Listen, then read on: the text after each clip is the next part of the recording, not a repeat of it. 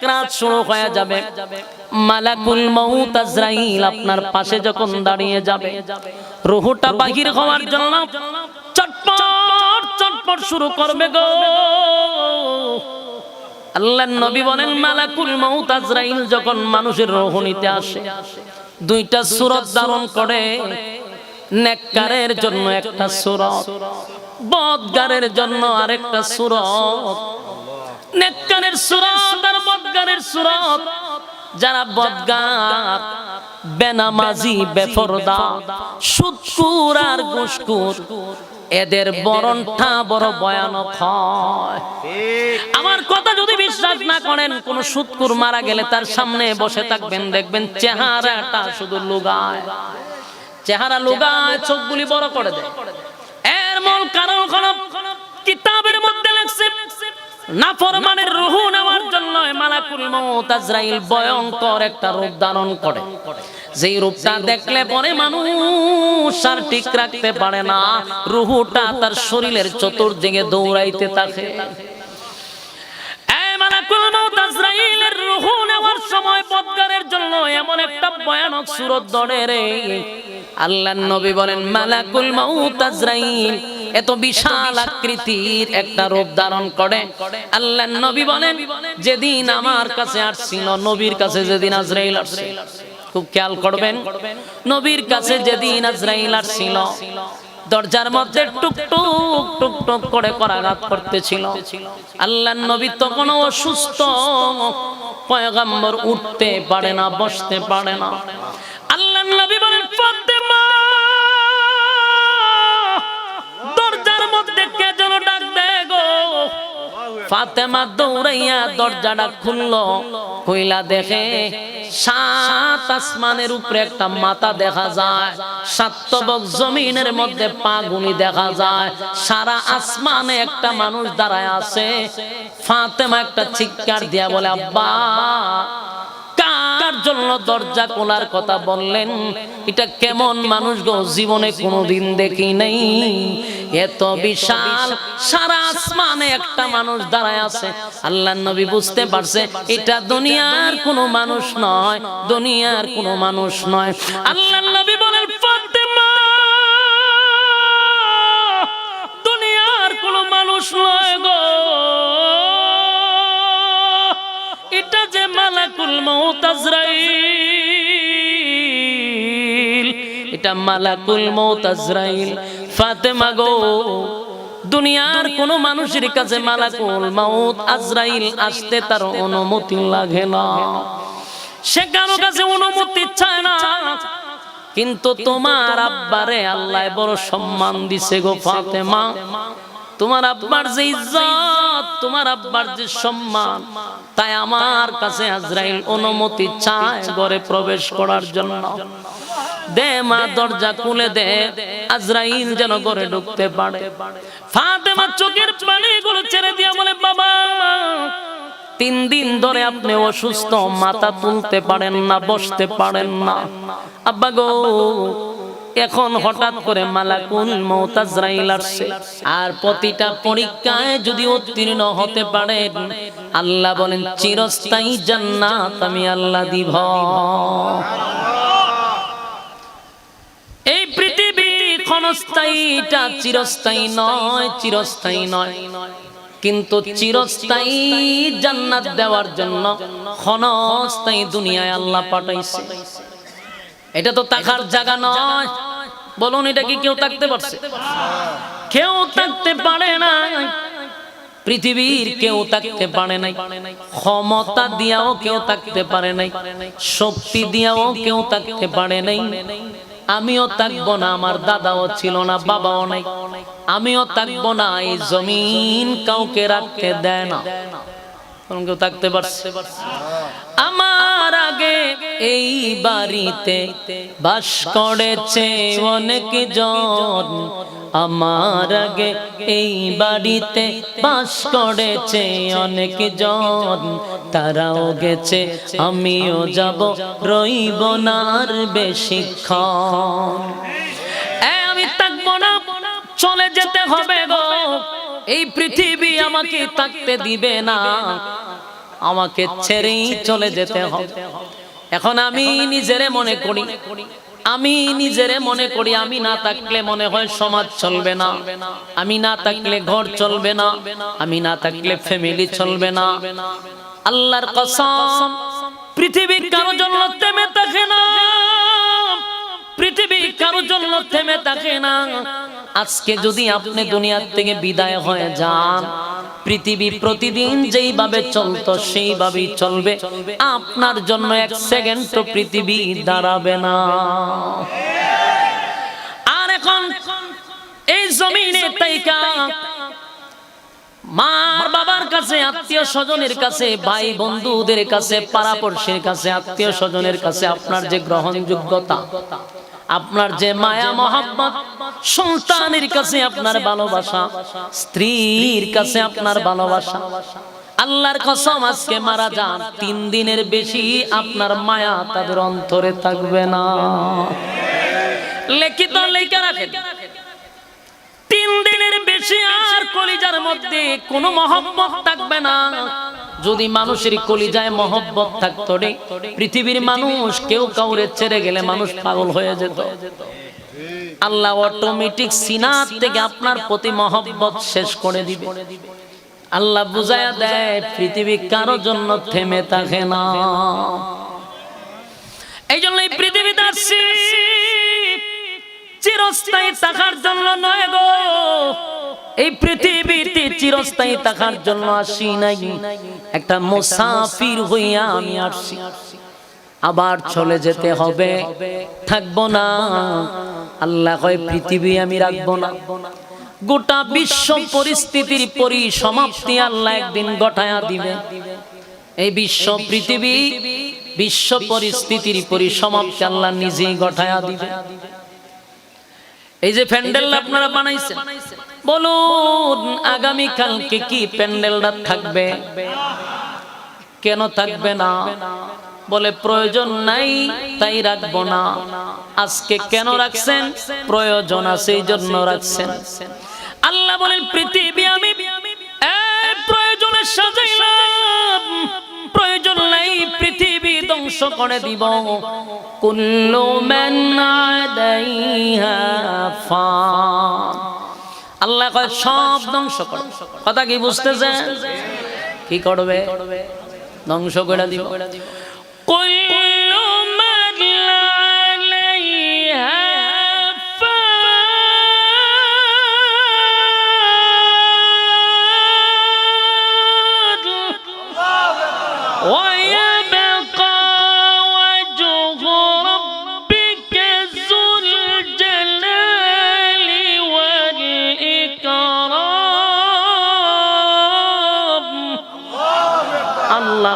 সব ধ্বংস করব, কিছুই রাখবো না।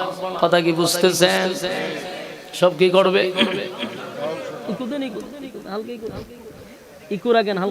গলায় ধরতেছে, প্রচুর ধরতেছে।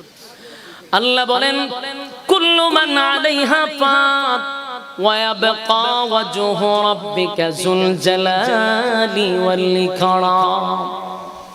সব ধ্বংস করে দেব, শুধুমাত্র কেবলমাত্র যিনি থাকবে উনি কে? আরো জোরে সবাই মিলে।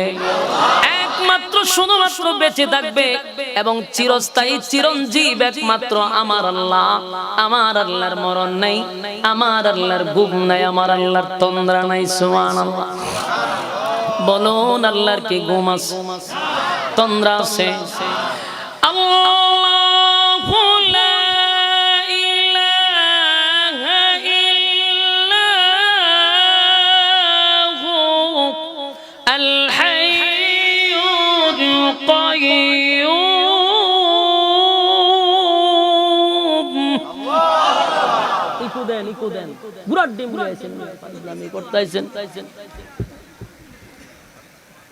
আল্লাহ বলেন লা তাখুযুহু সিনাতুন ওয়ালা নাওম, আমি আল্লাহর ঘুমও নাই, আমি আল্লাহর তন্দ্রাও নাই। আমাদের ঘুম আছে না নাই? তন্দ্রা আসেনি? আমাদের ঘুম আছে, তন্দ্রা আছে, কিন্তু মালিক যে স্পষ্ট জানায়া দিছে আমার ঘুমও নাই, আমার তন্দ্রাও নাই। মালিক যদি ঘুমায়া যায় বলুন তো দেখি, আসমান থাকবে, জমিন থাকবে, সব তছনছ হয়ে যাবে, সব ভেঙে টুকরা টুকরা হয়ে যাবে। এই জন্য মালিক একটা সেকেন্ডের জন্য ঘুমায় না। আল্লাহ বলেন লা তাখুযুহু সিনাতুন ওয়ালা নাওম। আল্লাহ বলে আমার ঘুম নাই, আমার তন্দ্রা নাই, ঘুমায়ও না, আমার ঘুম নাই, তন্দ্রা নাই। কেন ঘুমাই না জানোস নি? কেন ঘুমাই না? আমি আল্লাহ যদি ঘুমায়া যাই রে, কোন বান্দার যদি গভীর রাত্রিতে কোন মুসিবতে পড়ে যায়, আর মালিকের জন্য যদি মুসিবতে পড়িয়া বান্দা যদি গভীর রাত্রে বলে আল্লাহ আমি তো মুসিবতে পড়ে গেছি, আমারে যদি ডাক দেয় আর আমি যদি ঘুমাই, আমার বান্দা কার কাছে যাবে, কার কাছে সাহায্য চাইবে? এই জন্য আমি একটা সেকেন্ড ঘুমাই না। বান্দা কোন সময় তুই আমারে ডাক দিবি? কিন্তু আফসোস, এই আল্লাহ বলে আমি ঘুমাই না, আমি ঘুমাই না, ঘুমাই না, বান্দা আমারে ডাকবি। কিন্তু আফসোসের ব্যাপার হলো বান্দা বিপদে পড়লে আমারে ডাকে না, বান্দা বিপদে পড়লে বাবারে ডাক দেয়। হয় বাবা তোমার দরবারে কেউ ফিরে না খালি হাতে, বাবারে তোর দরবারে। আল্লাহ কয় দেখছো কত বড় নিমখানা, আমি ঘুমাই না, কোন সময় আমার কাছে বান্দা আমারে ডাক দিবে। এ মুসিবতে পইরা বাবারে ডাকে। হয় বাবা তোমার দরবারে কেউ ফিরে না খালি হাতে, তাহলে বাবার দরবার থেকে যদি কেউ খালি না ফিরে, আল্লাহর দিয়া লাভ কি? আল্লাহ তো কোনো খামেরই না দেখা যায়। এমন কথা যদি কেউ বলে, বলুন তার ঈমান কি আর থাকবে? বরং বলার দরকার ছিল বাবা তোমার দরবারে সিন্নি লইয়া দৌড়াদৌড়ি করে, এই একটু যদি সিন্নি কম পড়ে এমনি কিলাকিলির ধুম পড়ে। আর আল্লাহ তোমার দরবারে কেউ ফিরে না খালি হাতে, স্লোগানটা এমন হওয়া দরকার ছিল, ঠিক নেই? যুবক ভাইরা, আমার মালিক বলে একটা সেকেন্ড ঘুমাই না গো, এক সেকেন্ড আমি ঘুমাই না, ঘুমাই না, ঘুমাই না। কেন ঘুমাই না? আমার বান্দা মুসিবতে পড়ে যদি আমার ডাক দেয়, আমি আল্লাহ যেন আমার বান্দার জবাব দিতে পারি। এই জন্য আমি আল্লাহর ঘুমও নাই, তন্দ্রাও নাই। এই যুবক ভাইরা, রব্বে কারীম বলে বান্দা শুন, একটা সময় আমিও পৃথিবী ধ্বংস করে দিব, কিছুই রাখবো না, সবচেয়ে চিরঞ্জীব একমাত্র আল্লাহ। আল্লাহ যখন ইসরাফিল আলাইহিস সালাতু ওয়াস সালামকে বলবে ইসরাফিল রে সিংহায় ফুঁক দিয়া দে, সিংহায় ফুঁক দিয়া দিবে। কোন রিওয়ায়াত আছে 3 বার, কোন জায়গায় আছে 2 বার, 2টা সিংহায় ফুঁক দিবে, আবার কোন জায়গায় আছে 3 বার ফুঁক দিবে।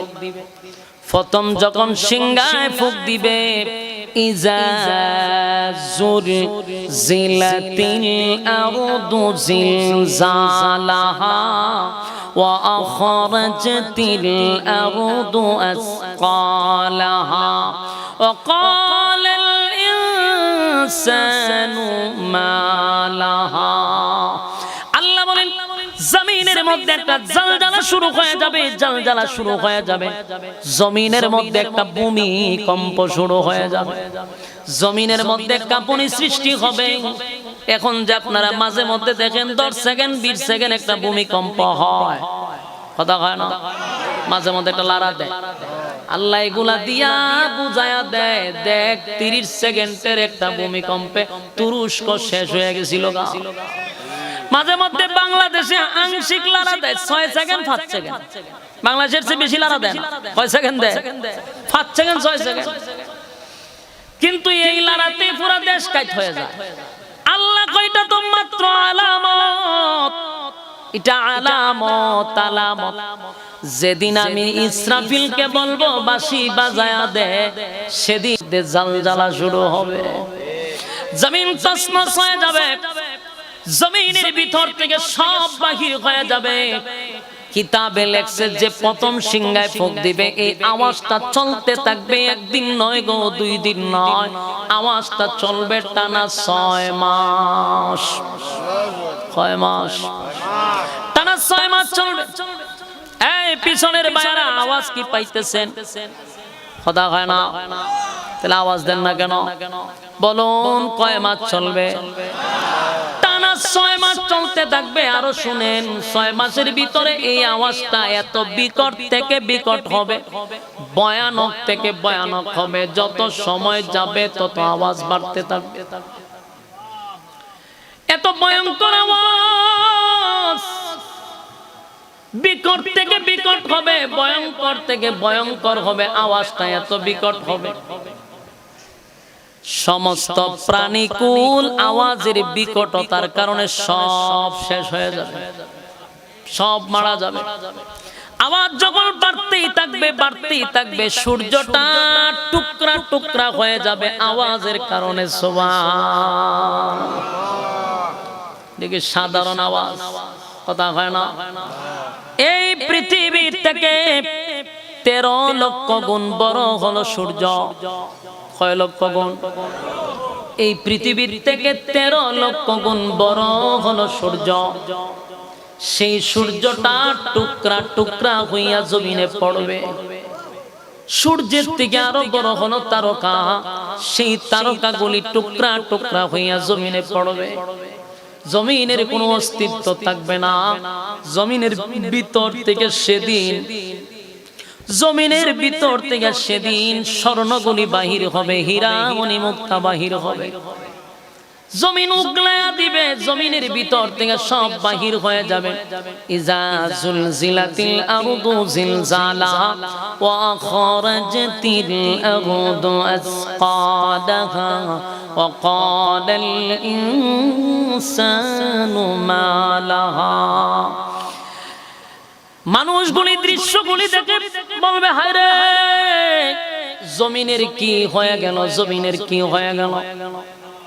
জমিন সেদিন কথা বলতে থাকবে, কে কোন জায়গায় দাঁড়াইয়া আকাম কোকাম করছে, কে কোন জায়গায় দাঁড়াইয়া জানা করলো, কে কোন জায়গায় দাঁড়াইয়া সুদের টাকা বাড়াবাড়ি করছে, কোন জায়গায় দাঁড়াইয়া ঘুষ খাইছে, কোন জায়গায় দাঁড়াইয়া মানুষের উপরে জুলুম করছে, মানুষের মাল মাইরা খাইছে। আল্লাহ কয় জমিন সেদিন কথা বলবে। বলুন জমিন কি করবে? জমিন সেদিন কথা বলতে থাকবে। মানুষগুলি জমিনের কথা শুননা আশ্চর্য হইয়া বলবে, এটা কি দেখলাম, জমিন কেন কথা বলে রে? জমিন তো মানুষের মতো কথা বলতে শুরু করছে। জাজুল জিলাতিল আরদু জিলজালাহা, জমিনের মধ্যে জালজালা শুরু হবে। ওয়া আখরাজাতিল আরদু আসকালাহা, পৃথিবীর ভেতর থেকে, জমিনের ভেতর থেকে সব বাহির হয়ে যাবে।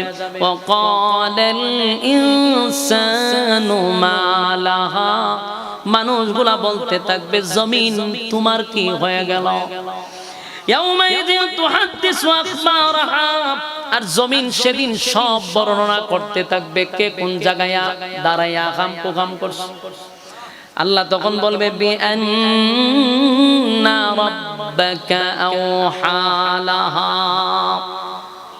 আল্লাহ বলে বিআন্না রাব্বাকা আওহা লাহা, জমিন তো এমনি এমনি কথা বলে না, জমিনকে অর্ডার দিল কে? আরো জোরে। আল্লাহ বলে বিআন্না রাব্বাকা আওহা লাহা, জমিন এমনি এমনি কথা বলে না, জমিন রে অর্ডার দিছি আমি আল্লাহ কথা বলার জন্য। يومئذ يصدر الناس أشتاتا ليروا أعمالهم, সেদিন লোকেরা ভিন্ন ভিন্ন অবস্থায় ফিরে আসবে রে, যাদের কৃতকর্ম তাদের সামনে তুলে ধরা হবে। فمن يعمل مثقال ذرة خيرا يره, অল্প পরিমাণ যদি ভালো কাজ করে থাকেন সেটাও আল্লাহ সেদিন আপনার সামনে উপস্থাপন করবে। কথা কি বুঝতেছেন? আপনার প্রতি আমার মালিক কোনো বেইনসাফি করবে না, কোনো বেইনসাফি করবে না। আল্লাহ স্পষ্ট জানায় দেয় ফামান ইয়ামাল মিসকালা যাররাতিন খায়রান ইয়ারা। অল্প পরিমাণ যদি যাররা পরিমাণ যদি ভালো কাজ করে থাকো সেটাও তোমারে প্রতিদান দেওয়া হবে। ومن يعمل مثقال ذرة شرا يره। অল্প পরিমাণ খারাপ যদি করে থাকো সেটাও তোমাকে দেখানো হবে। মূল কথা হলো আমার মালিক বেইনসাফি করবে না। কথা হয় না? আল্লাহ কি বেইনসাফি করবে? দুনিয়ার মানুষ বেইনসাফি করতে পারে, দুনিয়ার মানুষ বিচারের মধ্যে বেইনসাফি করে। দেখবেন সাধারণ গ্রামগঞ্জের থেকে নিয়ে হাইকোর্ট পর্যন্ত সব জায়গায় বেইনসাফি আছে না না? আপনারা কি বিরক্ত লাগতেছে? কথা কি স্পষ্ট বোঝা যায়? কথা কি শুনতেছেন? মনোযোগ দিয়া কথাগুলি একটু মনোযোগ দেন। যারা রাস্তাঘাটে ঘোরাফেরা করতেছেন যুবক ভাইদের হাতে পায়ে ধরে বলে বৈশা যা। খাওয়ানোর সময় যদি আপনাদেরকে দেখি তাহলে কিন্তু লজ্জা পাইবেন, কারণ ওয়াজের সময় বইছেন না, খাওয়ানোর সময় বইবেন, এটা তোর শরমের বিষয়। কথা কই না দি মোনাজাতটা দিলে দেখবেন চতুর্দিকে মানুষের ভর্তি, তো তুমি কি খালি তাবারক খাইবার লাগবে না ওয়াজ শুনবার লাগবে? আমার দরকার এই জন্য আগের থেকে ওয়ার্নিং দিতাছি, আয়া ফোর লক্ষণ খুব খারাপ। হ্যাঁ তাড়াতাড়ি ফ্যান্ডেলে সব কেউ দেন খালি আমাদের আড্ডা মারে। হাতে পায়ে ধরে বলি কথাগুলি মনোযোগ দিয়ে শুনেন। একটা কথাও মন গড়া হবে না, কোরআন থেকে বলতেছি, মনোযোগ দিয়ে শুনেন, মনোযোগ দিয়ে শুনেন। আল্লাহর দোহাই লাগে রাস্তাঘাটে আড্ডা মারা বন্ধ করেন। অনেক রাত হইছে, আপনারা এখন প্যান্ডেলে বসেন, এরপরও যদি না বসতে পারেন আপনার মতো কপাল পোড়া এলাকার মধ্যে আরেকজন নাই। বছরে একবার মাহফিলে বসতে পারেন না, এর থেকে কপাল পোড়া কি হতে পারে? মনোযোগ দিয়ে কথা শুনেন। আল্লাহ কি হাসরের মাঠে সেদিন কারো উপর বেইনসাফি করবে? আপনার যারা পরিমাণ ভালো কাজ যদি করে থাকেন সেটাও আপনাকে দেওয়া হবে, খারাপ কাজ যদি যারা পরিমাণ থাকে সেটাও আপনারা তুলে দিবে। কোন বেইনসাফি বিচার আল্লাহ হাসরের মাঠে করবে না। দুনিয়াতে এই সিস্টেম চলে, দলের লোকের একরকম বিচার, দলের লোক না হইলে আরেক রকম বিচার। গ্রামের সালিশ থেকে নিয়ে হাইকোর্ট পর্যন্ত বেইনসাফি বিচার আছে না নাই? কথা হয় না? আল্লাহ কয় হাসরের মাঠে আমি কোনো বেইনসাফি বিচার করব না, সেদিন আমি আল্লাহ ইনসাফের বিচার করব। দুনিয়াতে যারা বেইনসাফি বিচার করো প্রস্তুত থাকো, ইনসাফওয়ালা বিচারকের কাছে তুমি ধরা পড়ে যাইবা। সেদিন কিন্তু আল্লাহ তোমাকে ছেড়ে দিবে না। কথা হয় না? আমার যুবক ভাইরা, সেদিন আল্লাহর সামনে দাঁড়াইতে হবে, এটা কি আপনি আমার বিশ্বাস আছে না নাই? এই কথা কয় না, সাবধান, আমার দাঁড়াবি কথা মাইরালাম কইতে। মনোযোগ দিয়ে শুনেন। আমরা যে আবার দ্বিতীয়বার দাঁড়াবো আল্লাহর সামনে, এটা কি না শুনি? বিশ্বাস আসেনি? বিশ্বাস না থাকলে তো ইমানদারি হতে পারবে। পুনরায় আল্লাহর সামনে দাঁড়াবো, আমাদের ভিতরে আবার রুহু দিবে। ওই যে সিংহায় ফুক দিত না, প্রথম ফুকে সব শেষ, কেউ থাকবে না, সব ধ্বংস, একেবারে যা আছে সব শেষ। প্রথম ফুক, বাকি থাকবে ফেরেশতারা। আল্লাহ কইবো আজরাইল বাকি কেডা? আল্লাহ ফেরেশতা কুল বাকি আছে। আল্লাহ কয় আরশ বহনকারী ফেরেশতা বাদে আর তোমরা ৬০ জন বাদে সব শেষ করে দাও। সমস্ত ফেরেশতা শেষ। ফেরেশতার সংখ্যা কত এটা আল্লাহ ছাড়া কেউ জানে না। অসংখ্য ফেরেশতা সব শেষ। আজরাইল জিগেবার বাকি কেডা আছে? আল্লাহ আরশ বহনকারী ফেরেশতা বাকি আছে, আর এই জিবরাইল, মিকাইল, ইসরাফিল, আমি আজরাইল, আর আপনি তো চিরঞ্জীব, আমরা আছি, আর কেউ নাই। আল্লাহ কয় আরশ বহনকারী ফেরেশতাদেরকে শেষ করে দাও। আরশ বহনকারী ফেরেশতাও শেষ। এবার আল্লাহ জিগার বাকি রইছে কেডা? আল্লাহ, জিবরাইল, মিকাইল, ইসরাফিল আর আমি। আল্লাহ কয় তুমি বাদে বাকি ৩ জনকে শেষ করে দাও। ৩ জন শেষ, বাকি রইল কেডা? আজরাইল আর আল্লাহ চিরঞ্জীব। আল্লাহ কয় আর কেডা বাকি রইছে রে? আজরাইল কয় আল্লাহ আমি তো মানুষের রূহ নেই, আমার তো আর মরণ নাই, আর আপনি তো এমনি চিরঞ্জীব, আপনারও মরণ নাই, আমরা দুইজন আছি। আল্লাহ বলেন কুল্লু মান আলাইহা ফান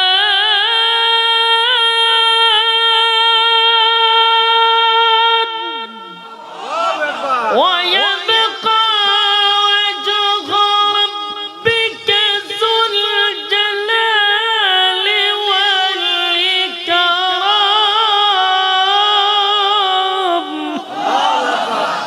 আল্লাহ কয় আমি দি কইছি সব ধ্বংস হবে, বাকি থাকবো একমাত্র আমি আল্লাহ। আমি আল্লাহ ছাড়া কেউ থাকবে না। তো তুই থাকবি কা? আজরাইলে জিগা তুই থাকবি? আজরাইলে যে অনুনছে তো তুই থাকবি কেডে? আজরাইলে তো আমার কি মরণ লাগবে বলে? হ্যাঁ কত আমার রূহ নিব কেডা? আমি তো মানুষের রূহ নিছি। আল্লাহ কয় তোর রূহটা হলো আমি আল্লাহর হুকুম। সুবহানাল্লাহ। আমি হুকুম দিব তুই শেষ। আল্লাহ হুকুম দিছে তো আজরাইলের রূহ কবজ হবে। কিতাবে লেখছে যদি সেদিন কোন প্রাণী মারা না যেত, মানুষও থাকতো, আজরাইলের চিৎকারে মানুষ মারা যেত। আজরাইল এত চিৎকার দিছে। আজরাইল আমি যদি জানতাম রূহ নেওয়া এত কষ্ট, জীবনে নিতাম না। সব শেষ, আজরাইলও শেষ, বাকি রয়েছেন কে? এখন শুধু আল্লাহ একা, আর কেউ না। আল্লাহ একাই রয়ে গেছে। রব্বে কারীম একা একা তাইকা বলে আজকে রাজত্ব কার? আল্লাহ রাব্বুল আলামিন বলেন লিমানিল মুলকুল ইয়াউম।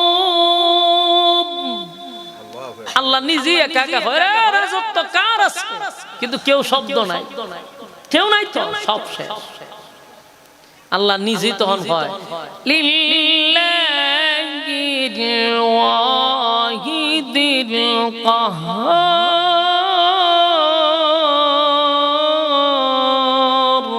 আল্লাহু আকবার। আল্লাহ নিজেই কয় যে এখন আজকের রাজত্ব এবং মালিকানা আমি আল্লাহ। সুবহানাল্লাহ।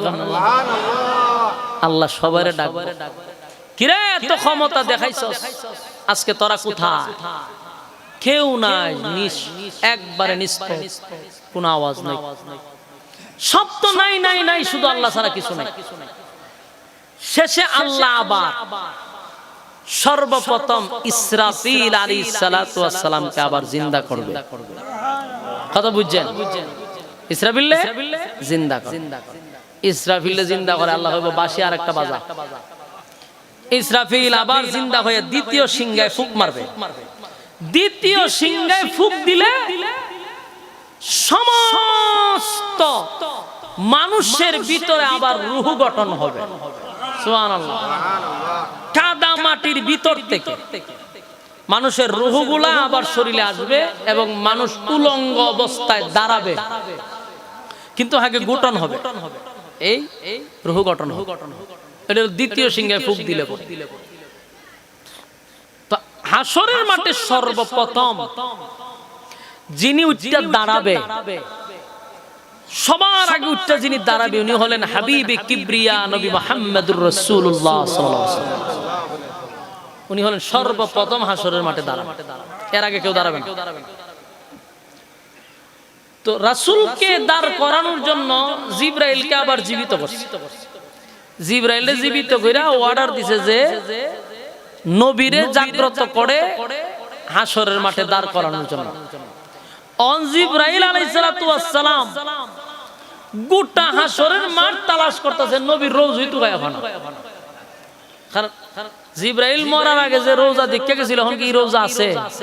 এর ভিতরে সিংহায় ফুঁক দিয়ে সব শেষ, তছনছ করে দিয়েছে, সব শেষ, সমতল বানায় লিছে।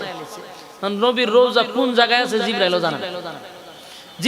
জিবরাইল চতুর্দিক দিয়ে তালাশ করে নবীর রওজা পায় না, দৌড়ে গেছে ইসরাফিলের কাছে, গিয়া কয় বাঁশিতে ফু দিছিলা, এখন তো নবীর রওজা পাইতেছি না, আমার দায়িত্ব হলো নবীরে উঠাইয়া হাসরের মাঠে নেওয়া।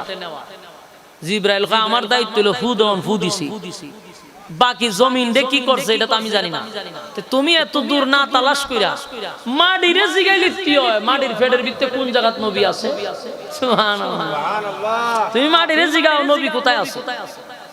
জিবরাইল কও ভালো কথা, মাটিরে জিগাইলে তুই পাওয়া যাবে। দৌড়ায় গেছে মাটির কাছে, গিয়া কয় রে মাটি, তোর পেটের ভিতরে হাবিবি কিবরিয়া দু জাহানের বাদশারে কোথায় রাখছস? তাড়াতাড়ি কর। মাটি উত্তর দিছে যে ইসরাফিলে প্রথম সিংহায় ফুঁক দেওয়ার পরে আমার মধ্যে যে একটা উলট পালট হইছে, আমার নিজেরই খবর নাই আমি কই আছি। আমার অংশ অংশ কোথায় গেছে আমি নিজেও জানি না। আমার শরীরের কোনো অস্তিত্ব নাই, আমার ভিতরে আমি নবীরে কোথায় রেখেছি আমি নিজেও জানি না। কি বুঝেন কি পরিমাণ লারা দিছে? সুবহানাল্লাহ। জিবরাইল আলাইহিস সালাম পেরেশানির মধ্যে পড়ে গেছে, কারণ হাশরের মাঠে সর্বপ্রথম তুলতে হবে, কারণ সিংহায় যদি আরেকটা ফু মাইরা দেয়, ফুড়া মারার সাথে সাথেই জিবরাইলের দায়িত্ব। জিবরাইল তো তালাশ করতেছে, পাইতেছে না। শেষে আওয়াজ আসলো যে গোটা হাশরের মাঠ তালাশ করেও তুমি পাবা না, তবে তুমি হাশরের মাঠটা তালাশ করে দেখো এক জায়গায় আলো জ্বলতেছে। সুবহানাল্লাহ। পুরা হাশরের মাঠে একটা জায়গায় কি করতেছে? আলো জ্বলতেছে। এইটাই আমার নবীর রওজা। জিবরাইলে আলো তালাশ করতে করতে গিয়ে এক জায়গায় আলো জ্বলে, এখান থেকে রাসূলকে সর্বপ্রথম দাঁড় করাইছে। এবং আরেকটা কথা জেনে রাখবেন, হাশরের মাঠে সবাই উঠবে উলঙ্গ অবস্থায়। কারো কি থাকবে না? কোনো কাপড় থাকবে না, উলঙ্গ অবস্থা। কিন্তু আমার নবী উলঙ্গ অবস্থায় উঠবে না। নবীরে জান্নাতি পোশাক পরাইয়া আল্লাহ উঠাইবে। সুবহানাল্লাহ। আল্লাহর নবী যখন এই ওয়াজ সাহাবায়ে কেরামদের কাছে করলো, আম্মা জান্নাত আয়েশা সিদ্দিকা রাদিয়াল্লাহু তাআলা আনহা একদিন বলে, নবী গো, হাশরের মাঠে যদি সবাইকে উলঙ্গ অবস্থায় দাঁড়াইতে হয় গো নবী, আমি আপনার স্ত্রী আমরা হলাম উম্মুল মুমিনিন, আপনার নবীর স্ত্রীরাও কি উলঙ্গ অবস্থায় হাশরের মাঠে দাঁড়াইবে গো নবী? আল্লাহর নবী বলেন, হ্যাঁ আয়েশা, সবাই তো উলঙ্গ অবস্থায় হাশরের মাঠে দাঁড়াবে। আম্মা জান আয়েশা জিহ্বাত কামড় দিয়া কয়, হায় হায়, এত লজ্জা কোথায় রাখবো? হাশরের মাঠে যদি উলঙ্গ অবস্থায় উঠতে হয়, আমরা না নবীর আর স্ত্রী, আমাদের কি এই অবস্থা হবে গো? আল্লাহর নবী বলেন, আমি নবী বাদে, নবী রাসূল বাদে সবাই উলঙ্গ অবস্থায় দাঁড়াবে। আম্মা জান আয়েশা লজ্জায় শরমে বলে, নবী গো, এই লজ্জা কোথায় রাখবো? আল্লাহর নবী বলেন, আয়েশা গো, হাশরের মাঠে এমন একটা পরিস্থিতি হবে গো আয়েশা, 50,000 বছর মানুষ হাশরের মাঠে দাঁড়ায় থাকবে, একটা দিনের জন্য কেউ কারো নিজের লজ্জাস্থানের দিকে তাকাবে না, অন্য জনের দিকে তাকাবে দূরের কথা, নিজের দিকেই 50,000 বছরের ভিতরে তাকানোর কথাই স্মরণ থাকবে না। এটা বড় ভয়ঙ্কর মাঠ, হাশরের মাঠ বড় ভয়ঙ্কর। যুবক ভাইরা, হাতে পায়ে ধরে বলি, আমার কথাগুলি একটু দিলের কান লাগায় শুনেন। জানি আপনাদের বিরক্ত লাগতেছে, বিরক্ত লাগলেও কথাগুলি একটু মনোযোগ দিয়ে শোনা দরকার। এই পৃথিবী, প্রথমেই বলছি, পৃথিবী চিরস্থায়ী না, থাকবো না, কেউ থাকতে পারে নাই। আপনাদের এই এলাকার গুরুস্থান আছে না নাই? গুরুস্থানে মাঝে মধ্যে যাবেন, গিয়া দাঁড়াইবেন, এই এলাকার কত দাপটশীল লোক কবরের মধ্যে শুয়ে আছে, কেউ তাদের সামনে যায় না, তাদের পাশে গিয়া কেউ দাঁড়ায় না। গরু ছাগল এখন তাদের উপর দিয়া হাঁটাহাঁটি করে। কোথায় গেল রে সেই বাহাদুরি, আর কোথায় গেল সেই তাকব্বরি? আজকে মানুষ তার নাম পর্যন্ত নেয় না। জুরে কোন ঠিক? পৃথিবী এত নিষ্ঠুর, পৃথিবী এত নিষ্ঠুর, এত নিষ্ঠুর। এই টাকা পয়সা বাড়ি গাড়ি সব পরে থাকবে, কিছুই তো নেওয়া সম্ভব হবে না। কথা হয় না? এই যে বাংলাদেশে কোটি কোটি হাজার কোটি টাকা পাচার হয়ে গেছে, বলুন এই টাকা কি তারা বুক করে শেষ করতে পারবে? তাহলে কেন দেশের সম্পদ আমরা নষ্ট করলাম? এই টাকা তো বুক করে যেতে পারবো না। এই পৃথিবী তো চিরস্থায়ী না। আমি দুনিয়ার থেকে চলে গেলে আমার সন্তান আমার টাকা দিয়ে অবৈধ কাজ করবে, আর কবরে তাইকা আমি তার শাস্তি ভোগ করব। এটা কোনো বুদ্ধিমানের কাজ হতে পারে না। বুদ্ধিমানের কাজ হলো আল্লাহ আমাকে টাকা দিছে, পয়সা দিছে, সম্পদ দিছে, আমি আল্লাহর কাজে ব্যয় করব। দুনিয়ায় তো থাকতে পারবো না, কবরে গিয়া যেন আমি ঘুমাইয়া ঘুমাইয়া সদগায়ে জারিয়ার সওয়াব যেন কবরে পাই। এটাই হলো বুদ্ধিমানের কাজ। এটাই হলো সত্যিকারের বুদ্ধিমান, যারা নিজের অর্থ সম্পদ আল্লাহর রাস্তায় দান করে দেয়। আর যারা টাকা জমাইয়া সন্তানের জন্য রেখে যায়, সন্তান যদি নেককার না হয় রে, এই সন্তান জাহান্নামের জন্য কারণ হয়ে যাবে। এই জন্য সব সময় দোয়া করা দরকার, রব্বি হাবলি মিনাস সালিহিন, আল্লাহ আপনি আমার সন্তান দেন, তবে নেককার সন্তান। সন্তান যদি বদকার হয়, সন্তান যদি নাফরমান হয় গো, এমন সন্তান জন্ম দেওয়ার কারণে কবরের ভিতরে এই সন্তানের কারণে আপনার জাহান্নামে যাওয়ার কারণ হবে। এই জন্য সন্তান যেন বদকার না হয়। মা বাবারও হক আছে, সন্তানের যেমন হক আছে, বাবা মারও সন্তানের প্রতি হক আছে না নাই? আপনার সন্তানটাকে দ্বীনি শিক্ষা দেওয়া, ইসলামী শিক্ষায় শিক্ষিত করা। আপনি যদি তাদেরকে ধর্মীয় জ্ঞান না শিখান, আল্লাহর কসম এই সন্তান বড় হইয়া আপনাকে বৃদ্ধাশ্রমে রাখবে। এটাই সমাজের বাস্তবতা। আমি আপনাকে চ্যালেঞ্জ করলাম, হাজার বার চ্যালেঞ্জ করলেও কোনো অসুবিধা নেই। সারা বাংলাদেশে ঘুরে ঘুরে দেখেন তো বৃদ্ধাশ্রমে কোনো আলেমের মা আসেনি, কোন হাফেজের মা আছে? আমি আপনাকে চ্যালেঞ্জ করতে পারবো, বৃদ্ধাশ্রমে ডাক্তারের মা আছে রে, ইঞ্জিনিয়ারের মা আছে, ব্যারিস্টারের মা আছে। বাংলাদেশের বড় বড় যারা বাংলাদেশের পড়া শেষ, বিদেশের পড়াও শেষ, এমন লোকের মা বাবা বৃদ্ধাশ্রমে বেশি। কোন আলেমের মা বাবা বৃদ্ধাশ্রমে যায় না। যদি ভালো খাবার নাও খাওয়াইতে পারে, মা বাপকে বৃদ্ধাশ্রমে রাখে না। রিস্কা চালাইয়া কইল মা বাবারে খাওয়ায়, বৃদ্ধাশ্রমে দেয় না। যত শিক্ষিত বানায় তত মা বাবা বৃদ্ধাশ্রমে যায়। কথা কয় না? আপনারা কি বিরক্ত লাগতেছে? তাহলে লড়াচড়া কেড়ে করতেছেন? সাইরা দিতাম, সাইরা দিলে ডাবল সুবিধা, আর বৈশা থাকলে আপনাদের ডাবল সুবিধা। মনোযোগ দিয়ে শুনেন, বলুন বৃদ্ধাশ্রমে কি আলেমের মা বাপ গেছে? মাঝে মধ্যে হসপিটালে যাবেন, মাঝে মধ্যে বৃদ্ধাশ্রমে যাবেন, তাহলে আপনার জ্ঞান বাড়বে, অভিজ্ঞতা বাড়বে। আল্লাহর কসম বৃদ্ধাশ্রমে কোনো মা বাবা নাই, আলেমদের মা বাবা নাই। হাতে পায়ে ধরে বলি, সন্তানটাকে দ্বীনি শিক্ষায় বড় করেন। খোদার কসম কোনোদিন বৃদ্ধাশ্রমে যেতে হবে না। কথা হয় না? আর আমাদের মা বাবারা দেশের পড়া শেষ, যেমন ফুলার বিদেশে পড়ায়, বিদেশের লেখাপড়া শেষ, আইসা চাকরিটা লইয়াই বিয়ে একটা করার পরে বউ কয় তোমার মা বাবাকে বৃদ্ধাশ্রমে রেখে আসো, আমি যন্ত্রণা সহ্য করবো না। বাস মেসেজ ড্রপ করে দিছে, এক দফে বৃদ্ধাশ্রমে। জীবনের যা অর্জন করছেন সব তার লিডার তলই দিছে, দিয়া বিদেশ পড়ালেখা করাইয়া লাল চামড়ার বউ এনে গরু রাখছে। বউ কয় তোমার মা বাবা এরকম যন্ত্রণা আমি সহ্য করবো না, বৃদ্ধাশ্রমে দাও।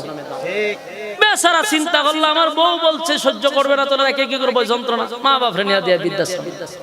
বাস্তব কইছি না? বাস্তব। আমার বুঝার বাকি নাই, আপনার নেওয়ার জন্য আসছে না। বাবা আমি দরজা খুলে দিব না, দরজা খুলব না। ফাতেমা দরজা আটকায়া দেয়। আল্লাহর নবী বলেন ফাতেমা গো, তুমি যদি দরজা খুলে নাও দাও, আজরাইল কিন্তু ঘরে প্রবেশ করবে। তবে তুমি দরজা খুলে দিলে তোমার আব্বার সম্মান আর মর্যাদা, মা গো আজরাইল ঘরে ঢুকতে কারো পারমিশন লাগে না। ফাতেমা দরজা খুলে দিল, মালাকুল মউত আজরাইল নবীর পাশেই বসে গেল। আল্লাহর নবী বলেন, মালাকুল মউত আজরাইল প্রথম সূরত নিয়া ফাতেমার সামনে দাঁড়াইছে। পৃথিবীর একটা সিস্টেম হলো, যার রূহ নেওয়া হয় সে ছাড়া কেউ আজরাইল দেখতে পায় না। কথা কি বুঝতেছেন? আল্লাহু আকবার। এই সূরত আগে ছিল মুসা নবীর যুগ থেকে, এটা উঠে গেছে। আগে আজরাইলে দেখতো, কিন্তু মুসা নবী তাপ্পর দিয়া চোখ ফালাইয়া দিছিল আজরাইলের। সেদিন থেকে আল্লাহ সিস্টেম পাল্টাইয়া দিছে, যে মারা যাবে সে শুধু মালাকুল মউতরে দেখবে। এখন প্রশ্ন হইল, নবীর রূহ নেওয়ার জন্য মালাকুল মউত আজরাইল আসছে, ফাতেমা কেমনে আজরাইলে দেখলো? কথা হয় না? আমার কথা কি বুঝতেছেন?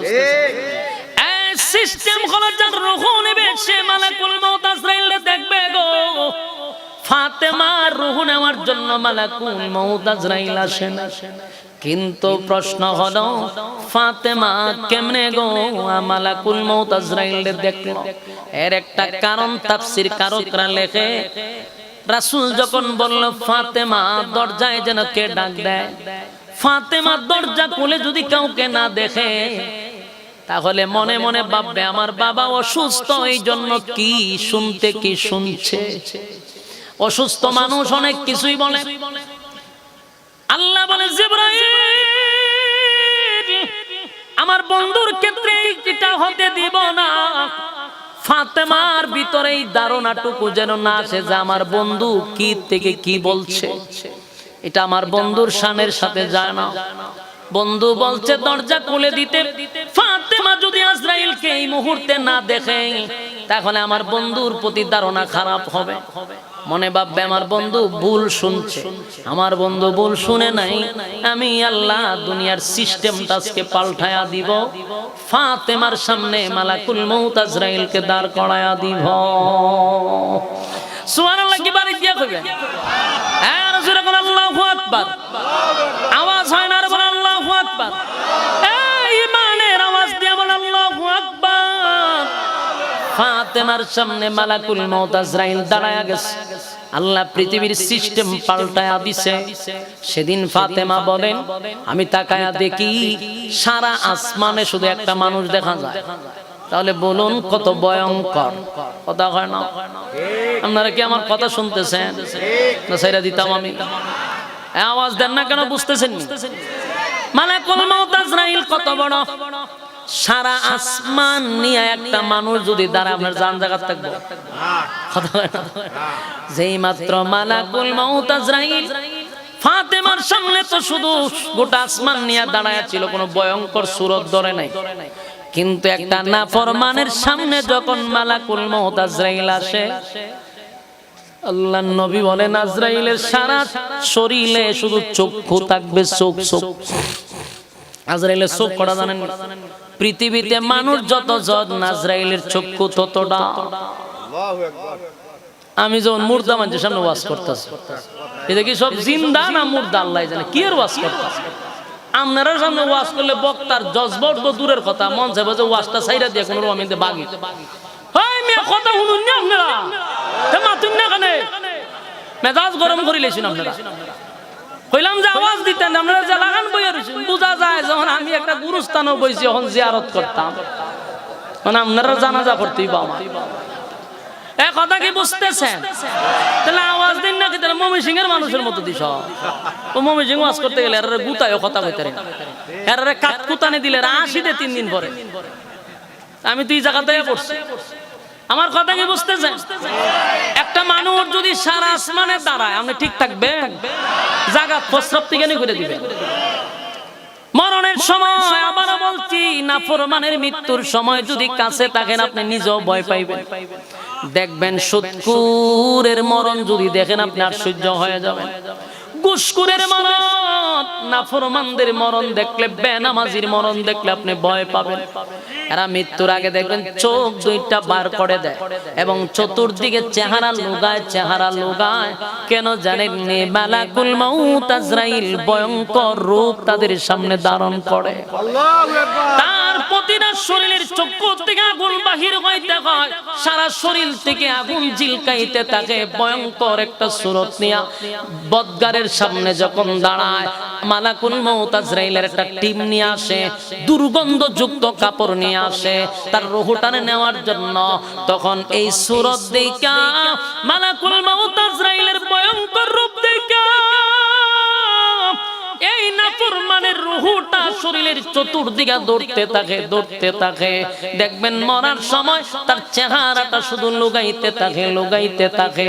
আল্লাহর নবী বলেন, এমত অবস্থায়, এই ভয়ঙ্কর অবস্থায় যদি আপনার একটা ছেলেকে হাফেজ আলেম বানায়া যান গো, সাকরাতের সময় আপনার ডান দিকে বৈশা যদি সূরা ইয়াসিন তেলাওয়াত করতে থাকে, এই বদগারের যে সূরত নিয়ে আজরাইল আসছিল, সূরা ইয়াসিনের তেলাওয়াতের কারণে আমার আল্লাহ তার মরণটারে সহজ করে দেয়। সেদিন আপনার ব্যারিস্টার ছেলে কোনো কাজে আসবে না, আপনার ইঞ্জিনিয়ার ছেলে কোনো কাজে আসবে না, আপনার উকিল ছেলে কোনো কাজে আসবে না, ডাক্তারি ছেলে কোনো কাজে আসবে না। সেদিন হাফেজ ছেলেটা যদি সূরা ইয়াসিন তেলাওয়াত করে, মালাকুল মাউত আজরাইল সাকরাতের অবস্থায় স্বাভাবিক হয়ে যাবে। সূরা ইয়াসিনের বরকতে আল্লাহ মরণটারে সহজ করে দিবে। সুবহানাল্লাহ। আমার যুবক ভাইরা, এই জন্য হাতে পায়ে ধরে বলি, আমরা একটা ছেলেকেও হাফেজ বানানোর চেষ্টা করব, আলেম বানানোর চেষ্টা করব। এই একটা ছেলে যদি হাফেজ আলেম হয়ে যায়, অন্তত পক্ষে জানাজাটা তো বাড়া করে পড়তে হবে না। আজকে অধিকাংশ মানুষ মারা গেলে জানাজা হয় বারাটিয়া দিয়া, কথা হয় না। ইমাম সাহেব হইলেও ওইটা বাড়া, কিন্তু নিজের সন্তান যখন আপনার জানাজাটা পড়াবে, তার কলিজায় যে আপনার প্রতি মহব্বতটা থাকবে, এটা ইমাম সাহেবের ভিতরে থাকবে না। সে যখন আপনার জানাজা পড়াইবে, তার কলিজাটা পেটে পেটে আল্লাহর কাছে দোয়া করতে থাকবে, আমার বাবার জানাজা পড়াইতেছি রে, কলিজাটা ফেটে কান্না আসবে। সন্তান যদি জানাজা পড়ায়, সেই জানাজা আর মক্কার ইমাম দিয়া জানাজা পড়াইলেও সন্তানের সমান হবে না। আমার যুবক ভাইরা, একটা ছেলেকে হাফেজ আলেম বানান, পাশাপাশি আপনি গিয়া তার জানার লাইনে পড়ানো অসুবিধা নাই। হাফেজ আলেম বানানোর পরে ডাক্তার বানানো অসুবিধা নাই, ইঞ্জিনিয়ার বানান কোনো অসুবিধা নাই। আপনি জাগতিক শিক্ষায় শিক্ষিত করেন, কোনো অসুবিধা নাই, কিন্তু ধর্মীয় জ্ঞান যদি থাকে, আপনাকে সে কোনোদিন বৃদ্ধাশ্রমে দিবে না, আপনার প্রতি জুলুম করবে না, বেইনসাফি করবে না। এই জন্য একটা মাদ্রাসা আপনাদের পাশে আছে, সেই মাদ্রাসার সাথে আমাদের সম্পর্ক থাকার দরকার আছে না নাই? আর যুবক ভাইরা, কথাগুলো দিলের কান লাগায় শুনে, একটা কথা মন গলা বলি না, এই পৃথিবী কিন্তু চিরস্থায়ী না। বারবার কথাটা বলতেছি, ইয়াদ আছে? শুরুতেই বলছিলাম পৃথিবী কি চিরস্থায়ী? না, পৃথিবী চিরস্থায়ী না, ক্ষণস্থায়ী দুনিয়ায় আমাদেরকে পাঠাইছে আল্লাহ, অনর্থক পাঠায় নাই।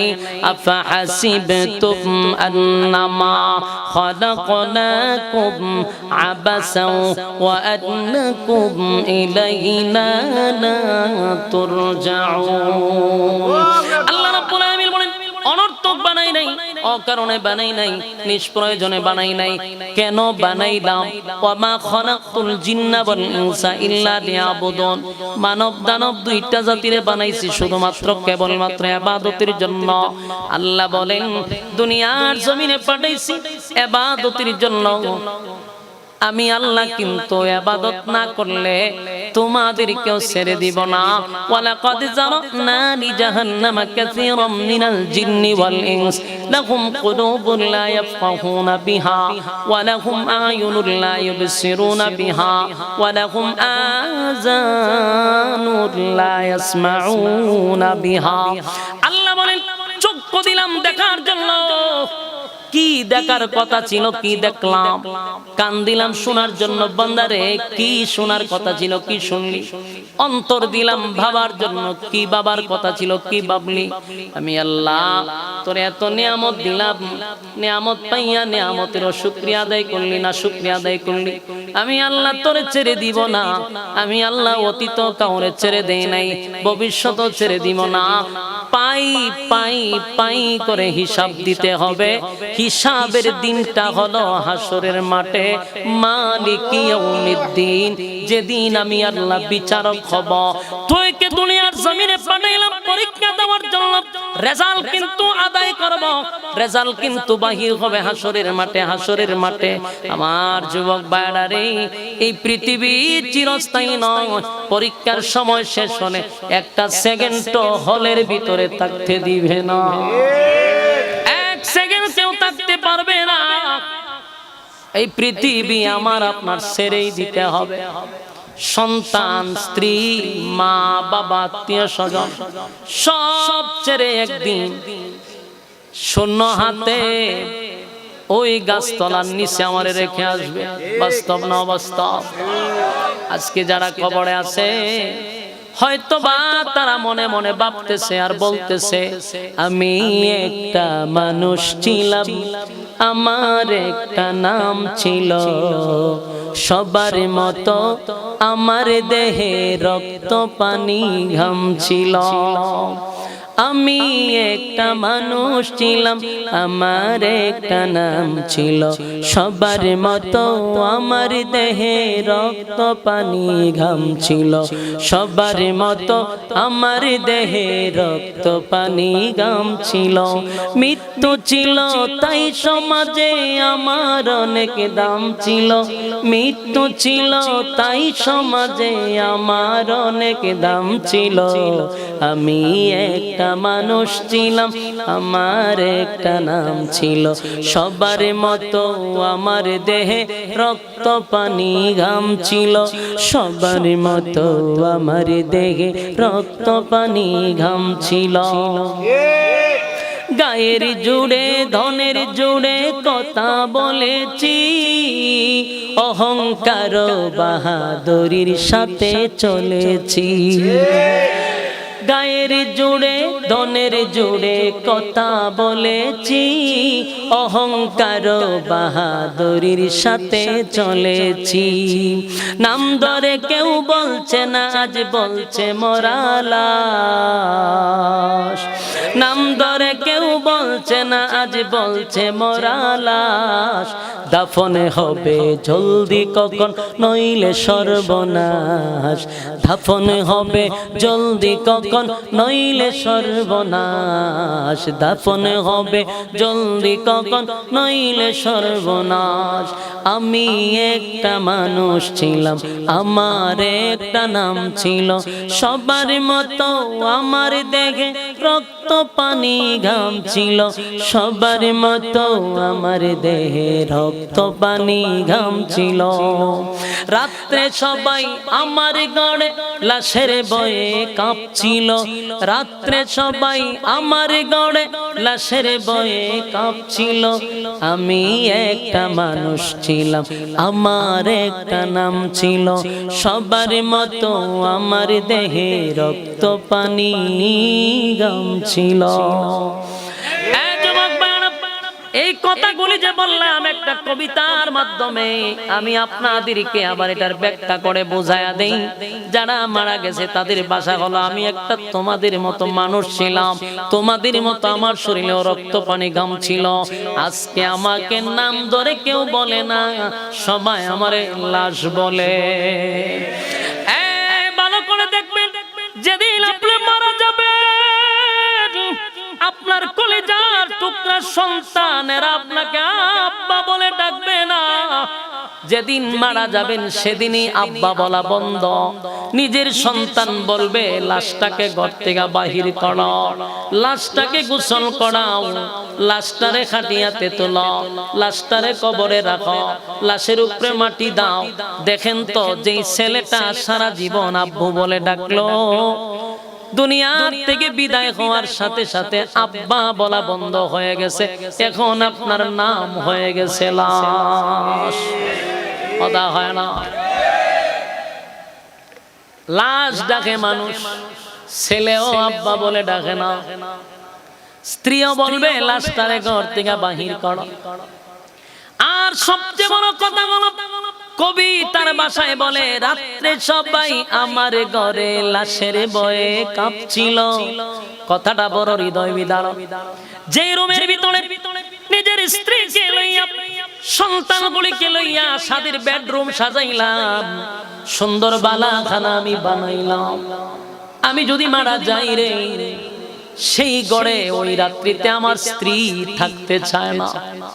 জিগাইলে কয় এই ঘরের মধ্যে লাশ ছিল, অথচ সেই ঘরে তো আমি আমার স্ত্রী সন্তান লইয়া ঘুমাইছি।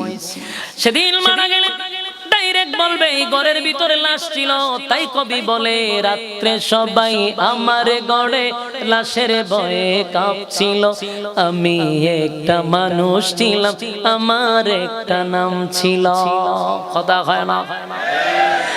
যুবক ভাইয়েরা, আমার আল্লাহর এই পৃথিবীর জমিনে মালিক আমাদেরকে পাঠাইছে ছোট্ট একটা পরীক্ষার জন্য।